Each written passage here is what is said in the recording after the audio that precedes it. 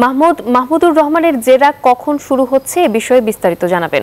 নাফিসা, আর একটু পরেই বেলা 11:30টার কিছু পরে বিচারপতি গোলাম মুর্তুজা মজুমদারের নেতৃত্বাধীন ট্রাইব্যুনাল 1-এ এই জেরা অনুষ্ঠিত হবে। এর আগে গত 2 দিন কিন্তু মাহমুদুর রহমান এই ট্রাইব্যুনালে এসে সাক্ষ্য দিয়েছেন এবং গতকালকেও তার জেরা অনুষ্ঠিত হয়েছে। সাক্ষ্যে মাহমুদুর রহমান বলার চেষ্টা করেছেন যে এই যে বাংলাদেশে 17 বছর ধরে ফ্যাসিস্টের রাজত্ব কায়েম হলো, সেই বিষয়টি কিন্তু হঠাৎ করে আসেনি। এটি 2008 সালেই এই পরিকল্পনাটি করা হয় এবং তৎকালীন সেনাপ্রধান মইনু আহমেদ ভারতে গিয়ে ভারতের তৎকালীন রাষ্ট্রপতি তার সঙ্গে দেখা করেন, প্রণব মুখার্জির সঙ্গে, এবং দেখা করে সেখানে সিদ্ধান্ত হয় যে শেখ হাসিনাকে ক্ষমতায় আনার বিষয়ে সেখানে সিদ্ধান্ত হয়। সেই ক্ষেত্রে মইনু আহমেদকে বলা হয় যে তিনি সেফ এক্সিট নিয়ে বাংলাদেশ থেকে বিদায় নিতে পারবেন এবং তার অর্জিত ধন সম্পদ যেটি তিনি অর্জন করেছেন সেটি তিনি বিদেশে নিয়ে যেতে পারবেন।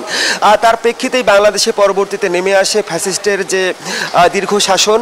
সম্পাদক মাহমুদুর রহমান ট্রাইব্যুনালে বলেছেন যে এই ফ্যাসিস্ট শাসন কায়েম করতে গিয়ে আওয়ামী লীগ প্রথমে যে কাজটি করে সেটি হচ্ছে সেনাবাহিনীকে দুর্বল করে, কারণ তারা বুঝতে পারে যে সেনাবাহিনীকে দুর্বল করা না গেলে দীর্ঘমেয়াদীতে তারা অবৈধভাবে এইভাবে ক্ষমতায় থাকতে পারবে না। পাশাপাশি তৎকালীন শক্তিশালী বিরোধী দল বিএনপিকে তারা ভাঙার চেষ্টা করে এবং ডিজিএফআই এর মাধ্যমে আইন শৃঙ্খলা বাহিনীর সদস্যদের দমন নিপীড়নের মাধ্যমে দলটিকে নিষ্পেষণের শিকার তারা করে। এইভাবেই বিষয়টি এগিয়ে যায়। পরবর্তীতে বিডিআর হত্যার সঙ্গে শেখ হাসিনার সরকার সরাসরি জড়িত বলে তিনি বলেছেন এবং এই কর্মকাণ্ডের জন্য শেখ হাসিনার বিচার দাবি করেছেন তিনি। আজকে তাকে জেরা করবেন শেখ হাসিনার আইনজীবী।